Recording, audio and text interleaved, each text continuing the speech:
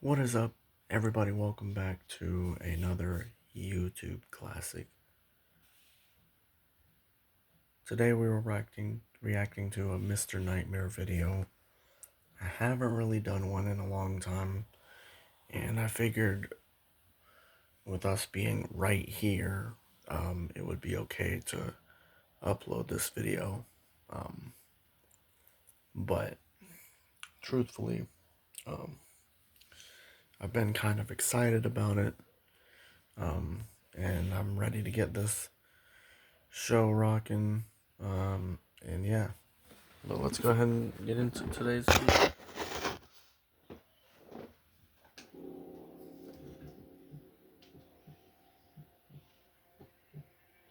This happened maybe 8 or 9 months after I moved into my first house. I was 24 at the time, fresh out of college with a decent job. All you need to know about the house is that it had a very spacious basement that I mostly used for storage. The previous owners had partitioned it into these separate rooms using plywood and exposed It framing. looks like a nice There basement, was the though. main area at the bottom of the stairs, then a laundry section, then what I think was supposed to be a workshop, and then this weird back room that was mostly just storage. It had kind of a maze-like quality to it. You couldn't see the entire basement from any single vantage point, which I remember thinking was kind of cool when I first toured the place. Anyway, it was a weeknight. I needed to go downstairs to do laundry, which was the only time I ever really went down there. The basement lights were already on, which I thought was weird, but I didn't dwell on it for whatever reason. I'd been down there a few days earlier, so I figured I just forgot to turn them off. The space was dim even with the lights. I hadn't bothered changing the old yellow incandescents that had been there when I moved in.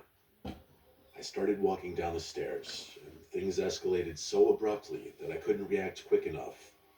I made it to the bottom of the stairs and started walking toward the laundry area when I saw movement in my peripheral vision. I turned my head instinctively and locked eyes with a man. Nope. A man who was crouching behind one of the folding tables that I had set up near the far corner. It was so unsettling that I almost dropped the basket. My brain refused to register what I was seeing. There was literally a stranger hiding in my basement. I couldn't move. All I could do was stare at this intruder who was now staring back at me. And it was not a pleasant stare. He looked like he had just crawled out of a sewer or something. And then he stood up and ran. Not at me, though. Further into the basement, toward the partitioned rooms in the back. That snapped me out of my fear-induced haze, and I started moving backwards toward the basement stairs. But I must have wasted too much time, because before I could reach the stairs, all the lights in the basement went out. Until that moment, I had never been down there with the lights off. I hadn't anticipated how dark it would be. It was fully pitch black down there, complete and utter darkness. I mistakenly assumed I knew my own house, so I kept moving toward the stairs, but I must have misjudged something, because I tripped and fell to the floor. By the time I got up, I was completely disoriented. The chaos and fear of the situation was overwhelming my brain, and I couldn't think. My phone was sitting on the counter upstairs, so it's not like I could just reach in my pocket and turn on the flashlight. I started screaming like a lunatic, thinking that might scare off whoever had broken into my house.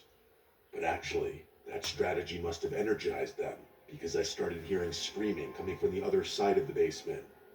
It was terrifying. I was screaming into the darkness, trying to seem like I was crazy, and someone on the other side of the room was doing the same exact thing, and his screaming was much more intimidating than mine. He legitimately sounded like a murderer. I stopped screaming, and he followed suit. I started navigating around the basement purely by touch. I had no other choice, and I started hearing movement behind me. He must have been doing the same. The sounds were getting closer, and amidst the horror of everything, I couldn't help but get the sense that he knew my own basement better than I did. I knew I was getting closer to the stairs, but that basement is massive. I started hearing breathing coming from somewhere behind me, and I genuinely thought he was going to catch me. Nope. After what felt like an eternity, I felt the wooden base of the staircase. I grabbed the railing and started running up the stairs. But before I could even hit the second step, something grabbed my ankle and I lost my grip. My head struck the railing and I fell all the way down to the basement floor.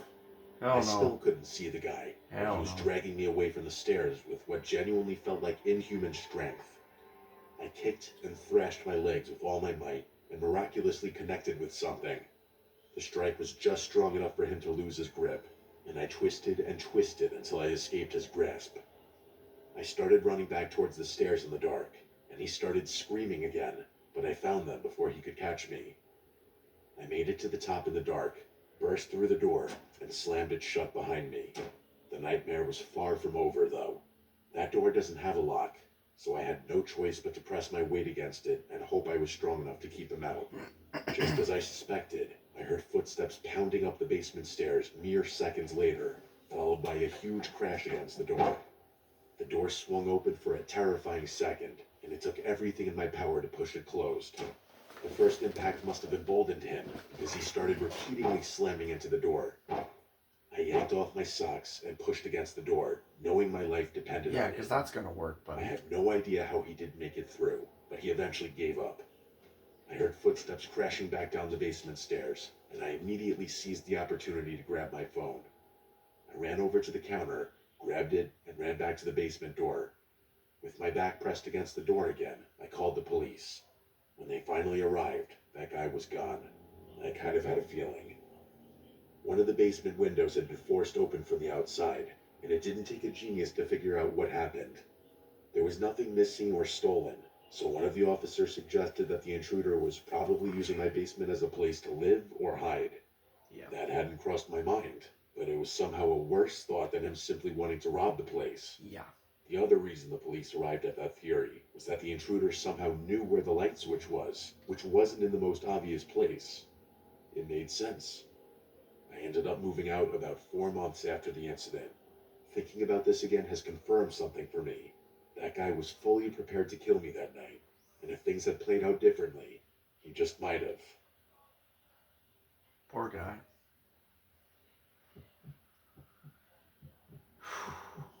Yeah, these are scary stories, bro. Like, this is real shit, too. This I happened would when I was say. 14. I'm in my 30s now, so we're talking close to 20 years ago at this point. My parents had to drive out of state for a wedding and didn't want to leave me alone, despite the fact that I was staying at home alone age. So the original plan was for my older sister to stay with me for the weekend. She was already in college at the time, but she only lived an hour away. As soon as my parents left, though, she texted me and told me she had some party to go to and wasn't going to come. I didn't really care. I didn't even bother telling my parents about it, partly because I didn't want to stress them out, and partly because I didn't want them to find someone else to watch me. It wasn't like the house was in some sketchy area either. It was a typical two-story home in a quiet suburban neighborhood. The place mostly consisted of families, too, so I knew I'd be fine. The evening was completely uneventful. I played Halo for like 6 hours, something I'd ordinarily never get to do. It wasn't until just after midnight where things started getting weird. I was still lounging on the couch when I heard this faint tapping sound. The sound came from somewhere in the backyard, and I immediately assumed it was something hitting the siding of the house. That's honestly what it sounded like, so I wasn't too concerned. A few minutes later, though, I heard it again. The sound was nearly identical, which gave me the impression that it was a tree branch hitting the same spot on the house. Could Then have the been. tapping migrated, like whatever was making it was moving along the side of the house. That's when I knew something was wrong. The sound was far too intentional to not be made by something sentient. I muted the TV and froze. I didn't want to move. I just sat there listening, the way anyone would. But now there was just silence. After maybe a minute, I convinced myself that it had just been a scuttling animal or the wind, and I turned the TV back on. It's what they 20 all minutes say. later, there was a new noise, one that made me a lot more concerned. It was another tapping sound. But this time, it sounded like it was coming from below me, from the basement. Below The me. living room was directly it above the below me? basement, No. so it had to be coming from there. Okay. It was an unfinished basement with a little kitchenette in the corner, so it wasn't crazy to imagine a critter rummaging around in there. I muted the TV again, this time getting up off the couch. I was dreading it, but I had to check. I had to at least assure myself that nothing was wrong. The basement had several windows that led directly to the outdoors, so in all likelihood, the raccoon or stray cat that had been making the first noise was now knocking against one of those windows for whatever reason. I I tried to convince myself I wasn't freaking out and walked over to the basement door. I opened it and stood at the top of the stairs, looking down into the darkness. The tapping noise was louder now, happening every few seconds or so. I don't know why I did this, but I called out hello into the nothingness. The tapping stopped immediately. That's when I started feeling really uneasy, because if it had just been an animal, it probably wouldn't have reacted to my voice like that. If I could just turn on the lights, I'd get a much clearer view of everything. But the light switch was at the bottom of the stairs, and there was a 0% chance I was going down there. Yeah, you're gonna get So grabbed, instead, buddy. I swung the door closed until it was only open a crack, and stuck my hand through. I pointed my phone over to where I knew the window was. Then I closed my eyes and recorded a video with the flash on for a few seconds. Then I immediately shut the door and locked it. I took a deep breath and pulled up the video. It was pretty grainy, but it took me all of 1 second to realize there was a figure standing underneath one of the windows, on the inside of the house. I screamed. I couldn't control myself, and I ran to my room. I locked the door and immediately called my dad, who called the police for me. I was still on the phone with my Typical parents gamer when I room. started hearing repeated banging on the basement door. Interesting. That guy was trying to break into the No finished Call part of of our Duty house. sign? Nothing? And then, after the 5th or 6th bang or so, there was silence Why's your again. bedroom And floor then the a police mess, showed up. bro? They searched the basement, It and looks that guy worse had than escaped mine. through the window. The officers God. were actually nice enough to search our yard, but that guy was long gone. There was a bunch of stuff missing from the basement.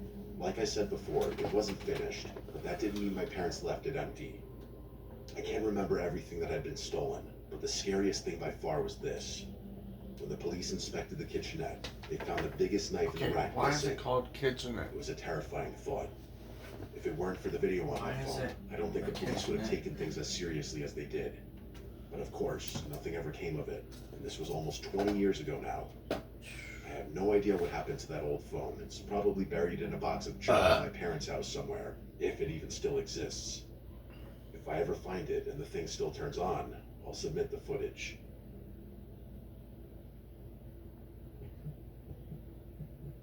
You don't want to smoke. Quitting smoking on your own can get confusing.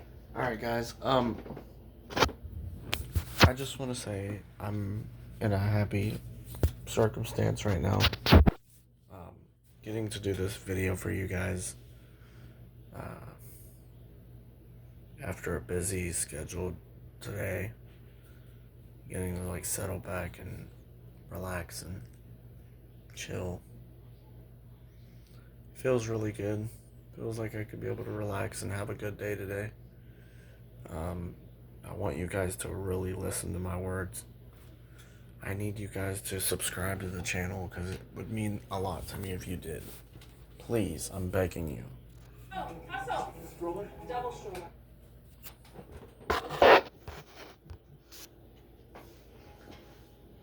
This happened when I was 16, 4 years ago now. I grew up in this big suburban house that my parents bought before I was born. It's one of those places that looks normal from the outside, but has all these weird quirks once you're inside. The biggest quirk by far is the basement. It's easily the largest room in the house. My parents finished it years ago and turned it into this casual hangout space with a sectional couch, I like DC it. TV, and a couple Basements of like storage this, rooms dude, in I the would back. sleep in. You'd Honestly. think a space like that would get a lot of use, but my parents are the type who prefer the living room upstairs. So basically, the basement is essentially mine. The other Yeah. thing you need to know about is my cat. His name is Rocky, and he's one of those annoyingly friendly cats that constantly needs attention. Yeah. Because of that, my parents put him in the basement every night before they go to sleep so he doesn't bother them. Now here's where things get a little sketchy, and I'm just going to be honest about it because there's no point in pretending otherwise. The basement has this interior door that connects directly to the garage. It's technically supposed to be a convenience thing for bringing in groceries or whatever, but for me, it was a convenience thing for sneaking people in. Anyway, Hell it was a yeah, dude. Friday night when this went down. I remember that specifically because I had invited this girl Madeline over, which I wouldn't have done on a school night. I also remember assuming Rocky was already down there. It wasn't a conscious thought, more so an implied assumption. It was past the time when my parents usually put him down there, so I figured he was asleep somewhere in the back, as per usual. That's why I didn't freak out when I heard a noise from one of the storage rooms. It was this faint rustling sound, like something moving around in the boxes. To be completely honest, I feel like I was justified in keeping my cool because it sounded like the exact sound an energetic cat might make. Yep. Madeline obviously tensed up a little, but I explained to her that it was just my cat, and then we went back to pretending to watch whatever was on the TV. But the noises kept happening. Not constantly, but every few minutes there'd be another rustle or a soft thud. Nah, bro. Each time, Madeline would give me a worried look, and I'd have to assure her that he was just a very active cat and liked to climb on things. Nah. Which was true. He did like to climb on Nah. things. I was still 100% calm. She's not right gonna up until I believe heard that, scratching coming from the Women door are at the top scared the of basement the stairs. things, bro. The door Like, that come led on. to the main part of the house. I instantly knew what I was hearing. It was Rocky scratching at the door to get into the basement, meaning he wasn't already down there with us, which also meant that whatever noises I'd been hearing for the past half hour were not him. I didn't say anything right away, partly because I didn't want to scare Madeline, and partly because I didn't know whether I believed what I was hearing. But before I could react, Madeline, who was still sitting right next to me, started screaming like she was being stabbed.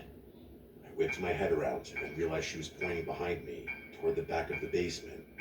I turned my head a little further and literally froze in fear. There was a foam football rolling across the floor, clearly having just been thrown out of the storage room. There was someone in there. I didn't see anyone. The back of the basement was too dark, but there was no other explanation. Someone was back there. Someone had been back there the whole time. Without thinking, I grabbed Madeline's arm and practically dragged her up the stairs. As soon as we made it up, I slammed the door behind us, careful not to let Rocky down there. Things got really chaotic after that. Madeline was crying, which was the first issue, but I was also shaking. Until that moment, I didn't even know I could get that scared. Yeah. My parents eventually realized what was going on and called the police, who showed up a few minutes later. I stood on the back deck and watched the garage the entire time to make sure the intruder didn't slip out from there. Here's where things got weird, though. The police ended up searching the entire basement, including the garage, but didn't find anyone. There were also no signs of forced entry, and all the basement windows were locked from the inside. One of the officers suggested the intruder must have slipped out through the garage before they arrived, but I know that's not possible. I was watching it the entire time. I would have seen them. But after searching the house, there was nothing else that the police could do. Of course, my parents also thought the intruder had slipped away without me realizing it, and I could tell they were upset. My dad especially. But I don't care what they think. I'm 100% certain that no one escaped through the garage. There's only one path from the garage to the outdoors, and I had my eyes on it the entire time. My family never got a resolution to all of this, and I still have no explanation for everything that happened. Crazy, dude. Crazy, crazy, crazy. We live in a weird world, man. I think every kid is afraid of basements. Not Let's really. face it, they're scary places. Even as an adult now who lives alone, I mean, I fair. sometimes find myself a little uncomfortable going down to the basement to do laundry at night. At least I feel that way going up the stairs as I leave. But as a kid, I was terrified of the basement in my family house. Ironically, all our video game consoles were down there since it was the only other TV in the house besides the living room and my parents' room. I believe this happened when I was 9 because I remember being in elementary school, but one of my last years. On the weekends, I liked to stay up playing video games in the basement. One of my old favorites was Driver 2 on the PS1. For whatever reason, I could never beat the game, and I'd spend countless nights trying to do so. Well, it was one of those nights I was down there playing. I usually didn't like being up too late because the second my parents went to sleep, I'd be too scared to be down in the basement. Just the idea of my mom or dad watching TV upstairs was enough to make me feel somewhat safe, knowing they were a quick run up the stairs away. Similar to my current house today, my old family home had the laundry/boiler room in the basement. That room terrified me because it was pitch black at all hours of the day due to there being absolutely no windows. Also, weird sounds always came from in there, as to be expected I guess, since it's a boiler room. There were definitely a handful of times where I stopped my game to listen when I thought I heard an unusual sound come from in there, even with the door closed. On this particular night, I did in fact hear an unusual sound, and it started with the sound of the laundry room door creaking open. This obviously was enough to make me pause my game and frighten me. There was an uncomfortable silence in the basement for a second, and it was then followed by what I can only describe as the sound of a woman moaning or groaning in an almost ghost-like way.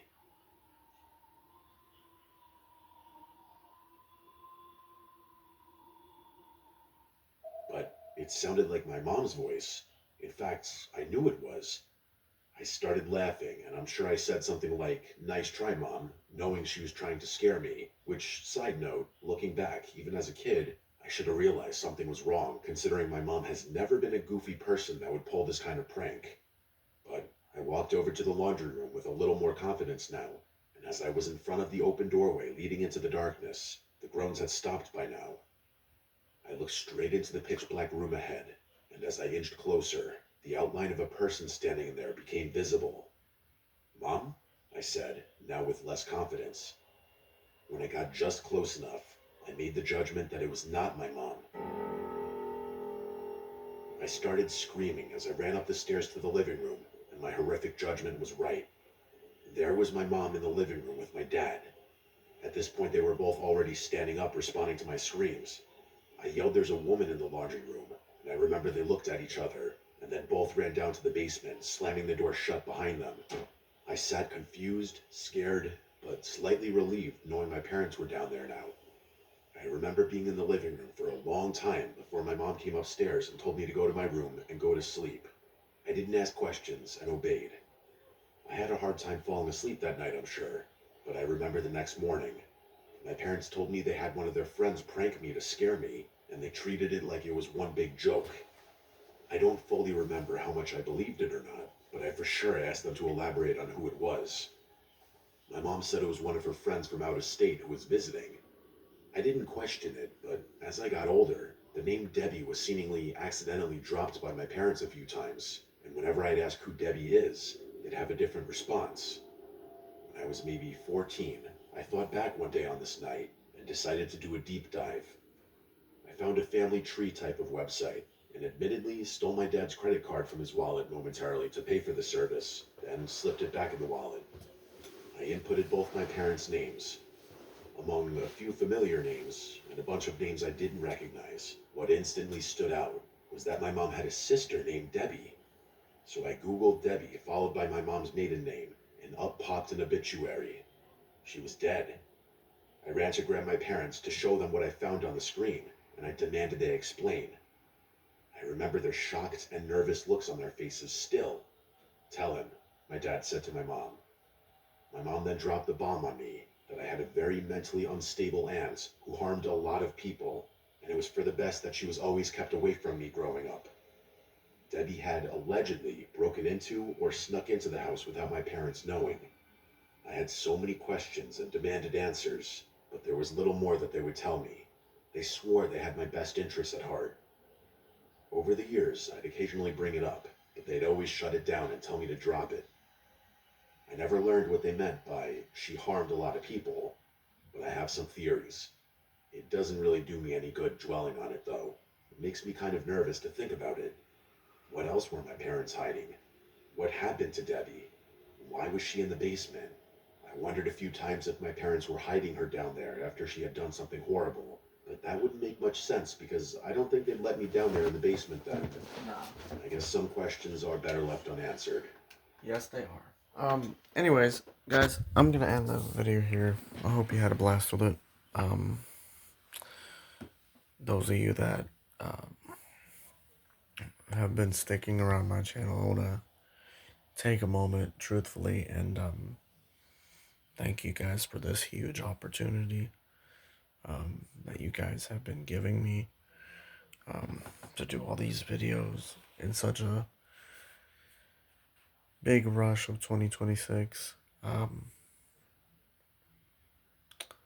have a lot of words that's going through my head right now.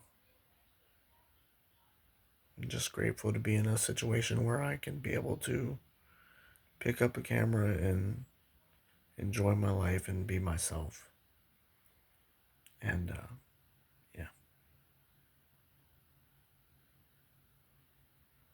But I love you guys. Peace.